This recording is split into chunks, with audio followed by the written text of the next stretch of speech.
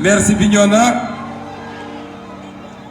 Au nom de toute la conférence des leaders, Kati Bignona Nyomre Safu, Nyomre Salul,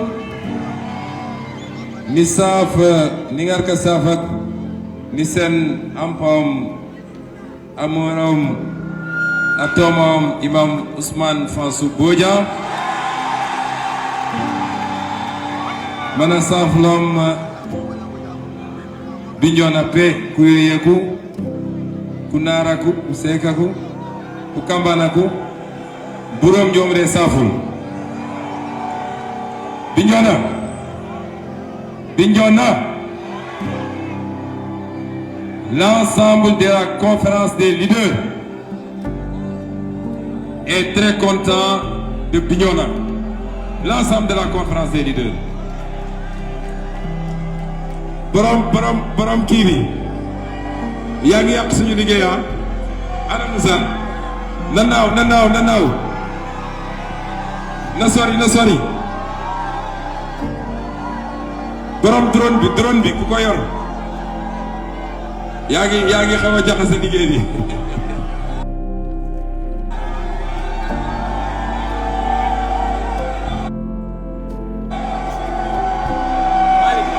Déthié Fall président Déthié kan moo gagné léegi Paris défi mobilisation bi kan moo ko gagné man nag waa Bignona nañ ma mere parce que d'accorduma Bignona gagnéwul de lii su fi amee daf fee war a am fii su fi amuloon damay bàyyi politique kon xam ngeen ñan ñoo gagné mobilisation bi waa Ourossogui waa Fouta ñoo gagné mobilisation bi ñoom ñoo ko gagné ndax nag def fi Fouta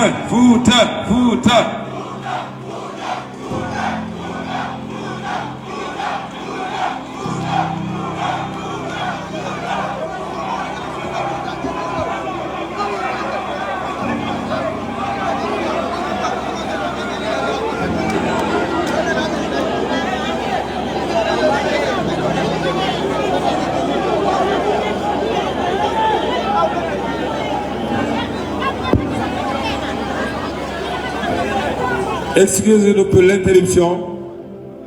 Sama jabar moo ñëw di ma nuyu mooy jabaru sama turandoo feu Ousmane Badji xam nga am na léegi nu mu tuuti 80 ans waaye dafa ñëwoon di ma nuyu si sama jabar nag bu ñëwee j'interromps tout waxtaan ak moom ba noppi loola tax ma interrompre.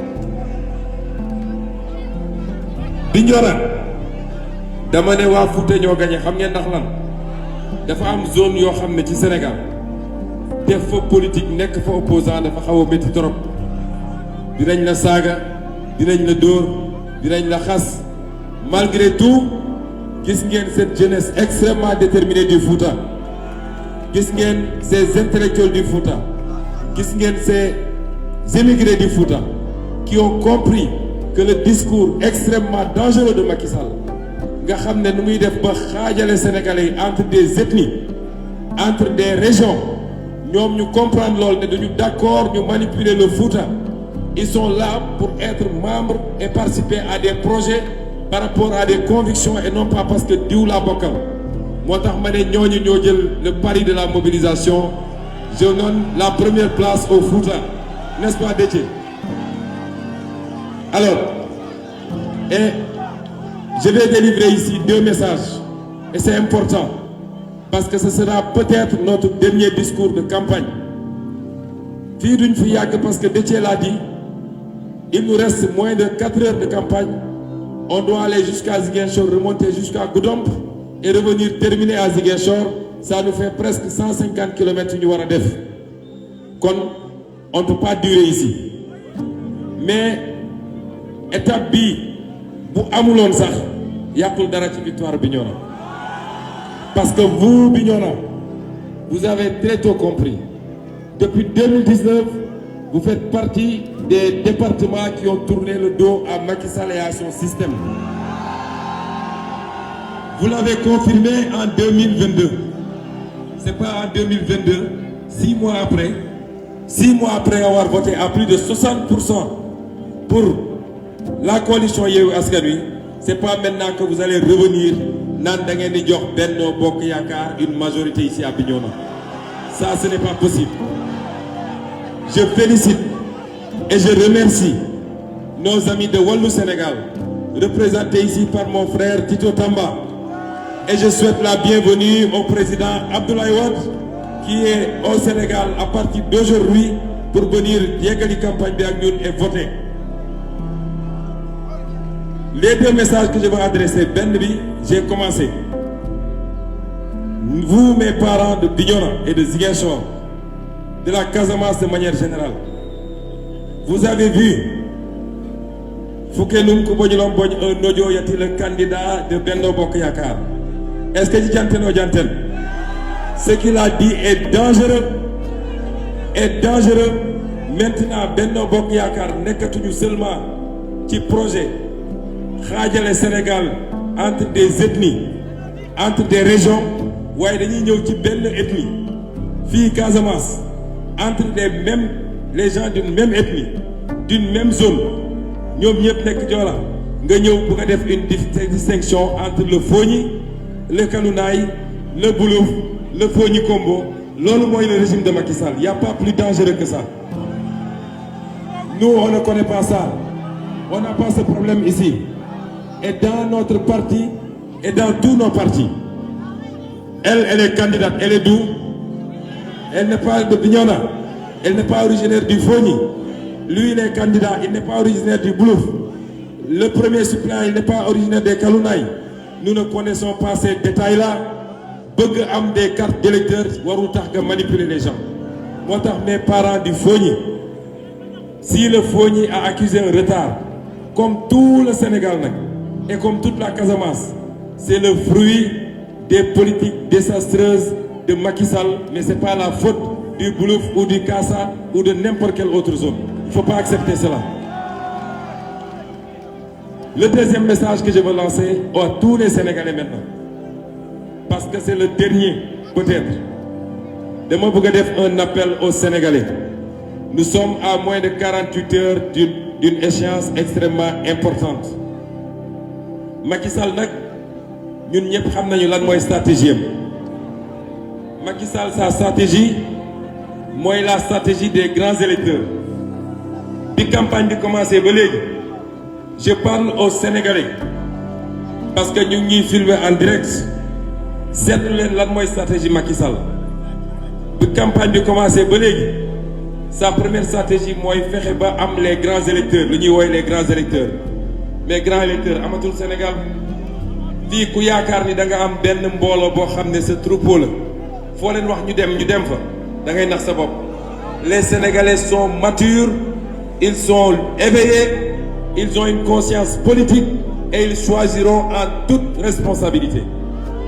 Macky Sall pare la toog njëkk na recevoir les jeunes Jakartaman, parce que je l'ai dit, son seul projet pour la jeunesse sénégalaise c'est les Jakarta.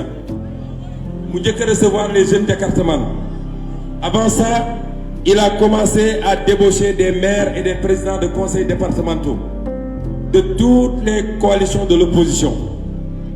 Mu jóge foofu, il a commencé à recevoir des dignitaires religieux. Nous reconnaissons à tout citoyen le droit d'avoir son opinion, que tu sois religieux ou pas. Après, mu dem jël des dignitaires de Dakar, ñenn ñi sax mu nommé leen conseiller du gouverneur de Dakar, parce qu'il pensait que quand il fera ça, dina am waa Dakar, dina mun a am l'électorat de Dakar. Loolu doyul, mu woo les artisans. Chaque région woo na fa lu mat 10 ou 15 artisans qui représentent les fédérations d'artisans. Barki démb, il les a reçus au palais. Et donc, sa stratégie, c'est quoi?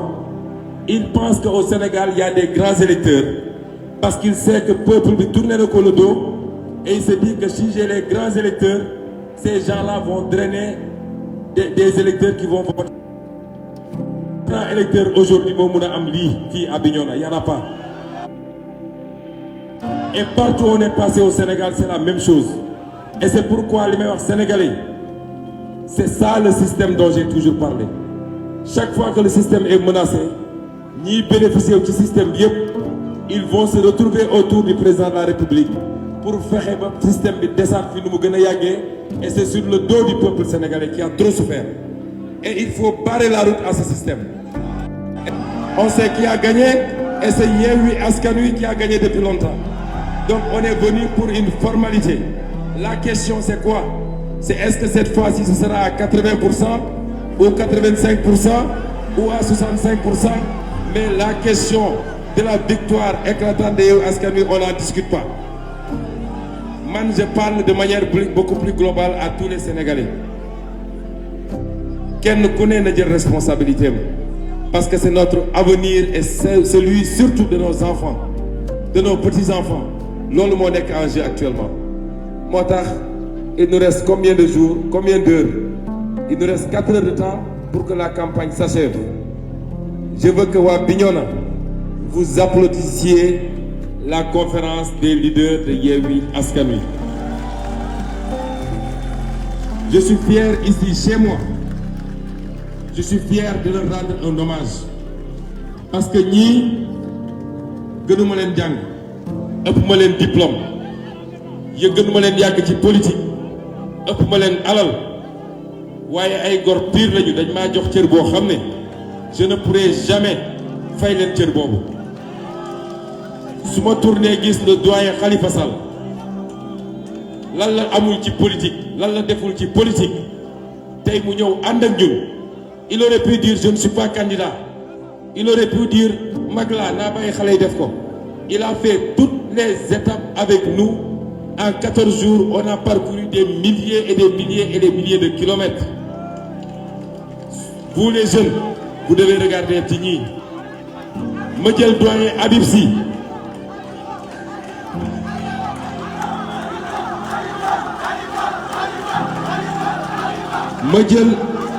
Ma jël son frère jumeau, le doyen Habib Sy.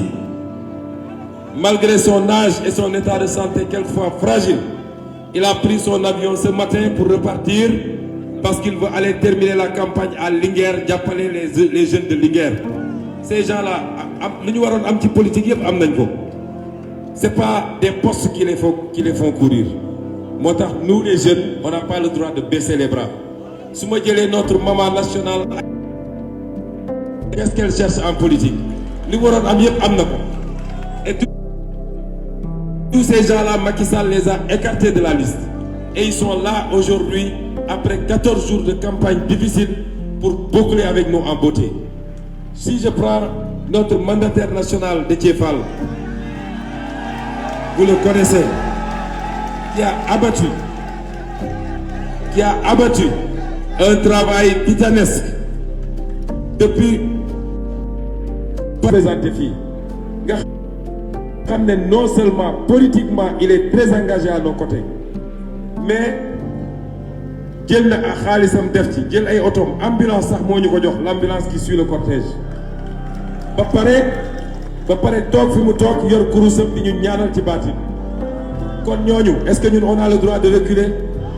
su ma jëlee docteur Cheikh Tidiane Dièye, vous le connaissez très bien, qui est d'ici comme nous et qui a tout fait pour mobiliser un peu d'argent pour nous permettre de améliorer la logistique de campagne. Je peux prendre Moussa Tine, à l'Assemblée nationale, où il y a une politique. Il faut chaque soir qu'il bouffe un peu de tchéré parce que c'est un bon serreur. Voyez, xam ngeen gis ngeen taxawaayam ma bëgg ngeen tàccul ma it ki nga xam ne moo leeral campagne bi moo illuminer la campagne fu ñu dem man booy tuuti ñu dóor ma à Kolda sax ne ma yéen a nëpp Maïmouna Bousso sortez Maïmouna Bousso nous voulons voir Maïmouna Bousso. Elle a enduré à côté de nous tous durant toute cette campagne là su ma jëlee kanati ci ñi nga xam ne jotuñoo teew pour d'autres raisons. Mais je veux parler de tous les leaders de Yewwi Askan Wi Voyez, Bignona, vous m'aimez beaucoup, n'est-ce pas? Vous m'aimez beaucoup. Est-ce que vous savez pourquoi je suis là à Bignona aujourd'hui? Man avec tous ces leaders-là. Est-ce que vous savez pourquoi je suis entier ici à Bignona? Je veux une motion spéciale de la sécurité de l'intercoalition Yewwi Wallu. Je veux que ngeen tàccul ma leen. Je veux que... Non, c'est trop faible, je n'entends pas. Je n'entends pas. Dama bëgg ngeen tàccu leen.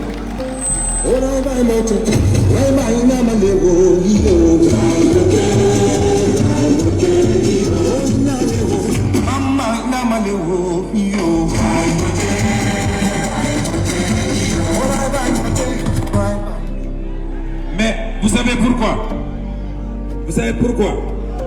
Gis ngeen ces jeunes-là, si on leur paye chacun 10 millions, fayaguñ leen lu jar li ñu def. Nous qui étions avec eux, Déthié Seydel, Khalifa Seydel, Cheikh Tidiane, Moussa, ces jeunes-là, on ne pourra jamais les payer. Si on est là entier aujourd'hui, gannaaw Yàlla, c'est grâce à eux. Et ça, il faudrait qu'on le retienne parce qu'ils font partie du projet Yewwi Askan Wi. Il faudra jamais qu'on l'oublie parce que lañ ci daj bëri na ku nekk Yewwi Askan Wi di responsable de première plante dajoo ko ci. Mais je veux également que vous applaudissiez les chauffeurs parce qu'ils ont conduit quelquefois dawal nañu pendant 24 heures sans arrêter. Et on n'a quasiment pas eu d'accident bu tax ñuy wax accident. Dama bëgg ngeen tàccu leen également. La presse qui nous a suivis jusqu'à présent. Mënuñu leen remercier ñooñu ñëpp. C'est pourquoi ce que je veux vous dire pour conclure. Parce que jarul affaire bi di gudd. te barke Yàlla ngi ñëw parce qu'il est en train de pleuvoir et c'était annoncé par la météo. Bignona, est-ce que vous nous garantissez minimum 80% dimanche? 85 a dit le candidat. Maintenant, vous savez une chose. Vous savez une chose. Mouyukati Bignona, le candidat a dit tout à l'heure Waterinding. Mais quel est l'objectif? Élection, c'est quoi? C'est des formalités. L'objectif, vous le savez avec Yewwi Askan Wi. L'objectif